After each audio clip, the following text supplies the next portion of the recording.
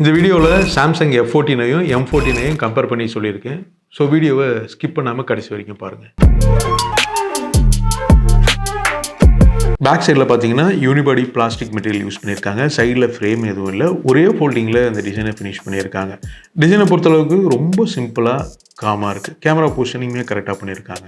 ஃப்ரண்ட்டில் பார்த்தீங்கன்னா water top design தான் கொடுத்துருக்காங்க. அப்புறம் சின்ன பெசில்ஸை பொறுத்தளவுக்கு டாப்லேயும் சரி பாட்டம்லேயும் சரி கொஞ்சம் அதிகமாகவே இருக்குது. இந்த பெசில்ஸ் அதிகமாக இருக்கிறதுனால டிஸ்பிளே பார்க்குறதுக்கு ஒரு ஃபுல் வியூ எக்ஸ்பீரியன்ஸ் நமக்கு கிடைக்காது. அந்த பெசில்ஸை கொஞ்சம் கம்மி பண்ணி கொடுத்துருந்தா நல்லா இருந்திருக்கும்.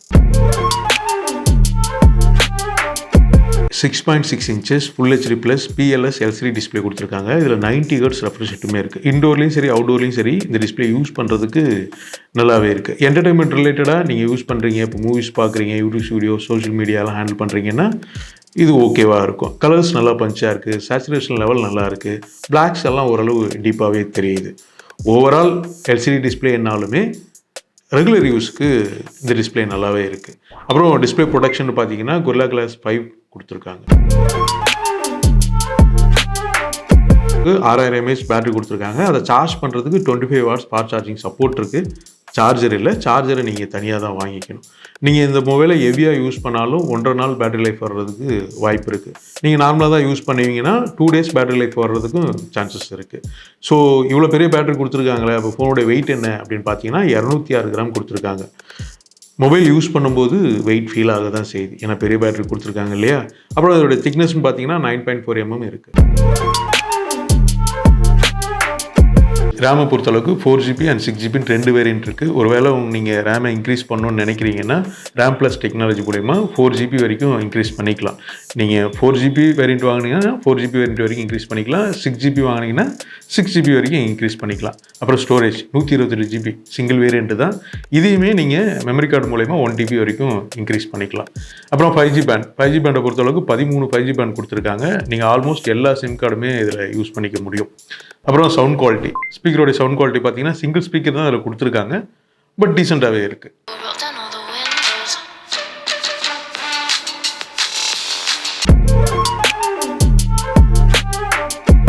சாம்சங்கோடைய ஓன் ப்ராசஸரான Exynos 1330 ஆக்டோகோர் ப்ராசஸர் கொடுத்துருக்காங்க. இது ஒரு 5 nanometer ப்ராசஸர்.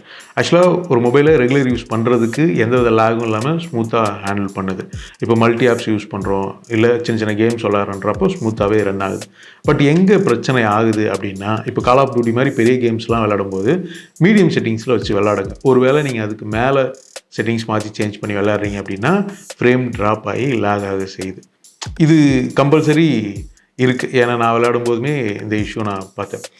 அதிக நேரம் கேம் விளையாடுறதுக்கு இந்த ப்ராசஸரை நான் ரெக்கமெண்டேஷன் பண்ண மாட்டேன். பட் இந்த பட்ஜெட்டுக்கு இந்த ப்ராசஸர் ஒரு டீசெண்டான ஆப்ஷன் தான். அப்புறம் அதில் கலர் ஆப்ஷன் பார்த்தீங்கன்னா berry blue, smoky teal, ice silver அப்படின்னு 3 விதமான கலர் ஆப்ஷன்ஸ் கொடுக்குறாங்க. பின்பக்கமாக 3 கேமரா கொடுத்துருக்காங்க. இதில் primary camera 50 megapixel 1.8 அப்ரேச்சர்லையும் 2 megapixel macro 2 megapixel depth sensor கொடுத்துருக்காங்க. நல்ல லைட்டிங் கண்டிஷனில் ஃபோட்டோடைய அவுட்புட் நல்லாவே இருக்குது. கலர்ஸ் நல்லா இருக்குது, சேச்சுரேஷன் லெவல் ஓவராக போகலை, ஷார்ப்னஸ்மே கரெக்டாக இருக்குது. அப்புறம் ஷட்டர் ஸ்பீடை பொறுத்தளவுக்கு ரொம்ப ஸ்லோவில் ஓகேவாக இருக்குது. அப்போ அது மட்டும் இல்லாமல் இதில் ஆட்டோ ஃபோக்கஸ் ஆப்ஷன்ஸ் இருக்குது. 10x வரைக்கும் நீங்கள் ஜூம் பண்ணி ஃபோட்டோஸ் ஆர் வீடியோஸ் எடுத்துக்கலாம். பட் ஆனால் கிரைன்ஸ் வருது.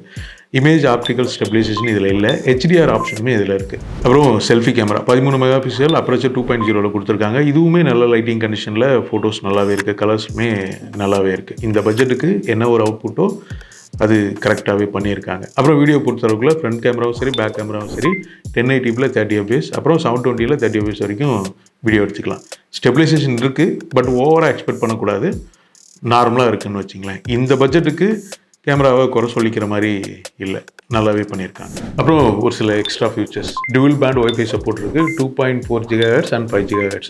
அதுக்கப்புறம் USB வெர்ஷன் பார்த்தீங்கன்னா 2.0 கொடுக்குறாங்க, ப்ளூடூத் வெர்ஷன் 5.2 கொடுக்குறாங்க. தேவையான எல்லா சென்சாருமே இதில் இன்க்ளூட் பண்ணுறாங்க. ஸ்டூடியோ சப்போர்ட் இதில் இல்லை. வீடியோ பிளேயிங் ரெசல்யூஷன், அதாவது அல்ட்ரா ஹெச்டியில் 4Kல 30 fps வரைக்கும் நீங்கள் வீடியோ வந்து ப்ளே பண்ணி பார்த்துக்கலாம்.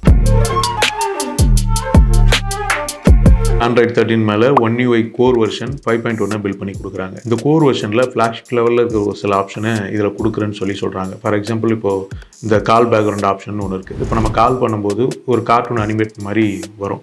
அதுக்கப்புறம் வாய்ஸ் ஃபோக்கஸ்னு ஒரு ஆப்ஷன் இருக்குது. இப்போ நம்ம ஒரு டிராஃபிக்காக இல்லை சத்தமான இடத்துலேருந்து ஃபோன் பண்ணுறோம் அப்படின்னா நம்மளை சுற்றி இருக்கிற நாய்ஸை கட் பண்ணி நம்ம பேசுகிறத தெளிவாக ஆப்போசிட்டில் இருக்கிறவங்களுக்கு கேட்குறதுக்கு இந்த ஆப்ஷனை நீங்கள் யூஸ் பண்ணிக்கலாம் அப்படின்னு சொல்கிறாங்க. அப்போ அது மட்டும் இல்லாமல் அப்புறம் சாம்சங் வேலெட், அப்புறம் செக்யூர் ஃபோல்டர், நாக் செக்யூரிட்டி அப்படின்னு நம்ம டேட்டாவை ப்ரொடெக்ட் பண்ணுறதுக்கான ஒரு சில விஷயங்கள் இதில் நாங்கள் பண்ணியிருக்கோம் அப்படின்னு சொல்கிறாங்க. அப்புறம் ஒரு சில ப்ரீ இன்ஸ்டால்டு ஆப்புமே இதில் வருது.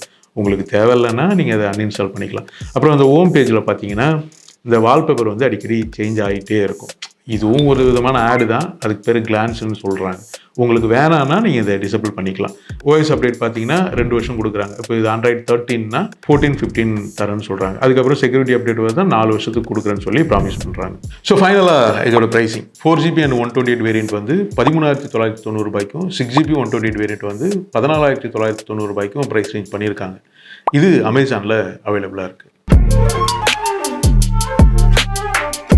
மொபைலோடைய பாக்ஸ் இது. ஸோ அன்பாக்ஸ் பண்ணி பார்த்தலாம்.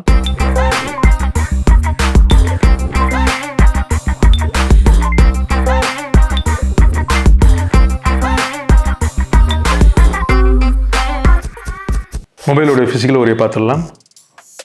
ஸோ பாட்டமில் ஸ்பீக்கர் கிரில், ஒரு டைப்-C சார்ஜிங் போர்ட் ஒன்று, அப்புறம் ஒரு primary mic, 3.5mm audio jack ஒன்று.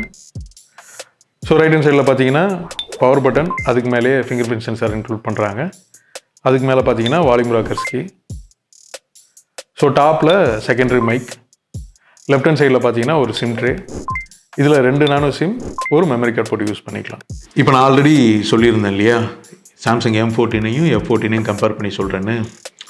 இது M14, இது F14. ஆக்சுவலாக இதில் கம்பேர் பண்ணி சொல்கிறதுக்கு ஒன்றுமே இல்லை. ஒரே ப்ராசஸ் தான், ஒரே டிஸ்பிளே, ஒரே பேட்ரி, ஒரே இழவு தான். இதில் என்ன இருக்கோ அதுதான் எதுவுமே இருக்குது. ஆக்சுவலாக இப்போ இதில் ஒரு வித்தியாசம் கூட இல்லையா அப்படின்னு கேட்டிங்கன்னா ஒன்று இருக்குது. இப்போது M14ல் பார்த்தீங்கன்னா ஒரு 2 மெகாபிக்சல் மேக்ரோ கேமரா எக்ஸ்ட்ரா கொடுத்துருப்பாங்க. அது F14ல் இருக்காது. இது ரெண்டுத்துக்கான பெரிய வித்தியாசம் இதுதான். சரி, ஓகே, இது ரெண்டுமே சேம் தான். ஆனால் ரெண்டுத்தில் எதை வாங்கலாம் அப்படின்னு நீங்கள் என்கிட்ட கேட்டிங்கன்னா நீங்கள் M14 சூஸ் பண்ணுங்கள். ஏன்னா எல்லாமே ஸ்பெக்கெல்லாம் ஒரே சேம் தான். பட் ஆனால் F14 வந்து 1000 ரூபாய் அதிகம், M14 1000 ரூபாய் கம்மி. அது மட்டும் இல்லாமல் இதில் ஒரு கேமரா வேறு எக்ஸஸாக இருக்குது. ஸோ நீங்கள் சூஸ் பண்ணுறதா இருந்தால் M14 சூஸ் பண்ணுங்கள். ஓகே, இப்போது விஷயத்துக்கு வருவோம். ஒரே ஸ்பெக்குள்ள 2 ஃபோனை ஏன் சாம்சங் லான்ச் பண்ணணும் அப்படின்னு யோசிச்சு பார்த்தா சேல்ஸை டார்கெட் பண்ணி தான் பண்ணியிருப்பாங்களோ அப்படின்னு ஒரு டவுட் வருது. இப்போ ஏன் சொல்கிறேன்னு நான் சொல்கிறேன் பாருங்கள். இப்போ மார்ச் மாதம் ஃப்ளிப்கார்ட் எக்ஸ்க்ளூசிவாக F14 லான்ச் பண்ணுறாங்க. அடுத்த மாதம் ஏப்ரல் மாதமே M14 அமேசான் எக்ஸ்க்ளூசிவாக லான்ச் பண்ணுறாங்க. இதுலேருந்தே தெரியுது இல்லையா அவங்க சேல்ஸை டார்கெட் பண்ணி தான் இதை பண்ணியிருக்காங்க அப்படின்னு. இப்போது எனக்கு என்ன தோணுதுன்னா, நீங்கள் சேல்ஸை தான் டார்கெட் பண்ணுறீங்கன்னா ஆல்ரெடி F14 லான்ச் பண்ணியிருக்கீங்க இல்லையா, இதில் ஒரு 1000 ரூபா கம்மி பண்ணி சார்ஜரை இன்க்ளூட் பண்ணியிருந்தாலே சேல்ஸ் இன்னும் இன்க்ரீஸ் ஆகிருக்கும்ல. இப்போது இந்த ஃபோனுக்காக தேவையில்லாமல் R&D பண்ணி டிசைன் பண்ணி அதை மார்க்கெட்டிங் பண்ணி அதை விற்கிறதுக்கு அமேசானுக்கு வந்து இவ்வளோ செலவு பண்ணுறதுக்கு இவங்க இதில் ஒரு 1000 ரூபா கம்மி பண்ணியிருந்தா இன்னும் பெட்டராக இருந்திருக்கும்ல. என்னாச்சு? What's going on? எல்லாத்தையும் விடுங்க. எனக்கு ஒரே ஒரு கேள்வி மட்டும்தான். உங்கள் சேல்ஸை இன்க்ரீஸ் பண்ணுறதுக்காக ஒரே ஸ்பெக்குள்ள ஒரு ஃபோனை இன்னொரு பேரில் லான்ச் பண்ணி கன்சியூமரை கன்ஃபியூஸ் பண்ணுறது சரியா?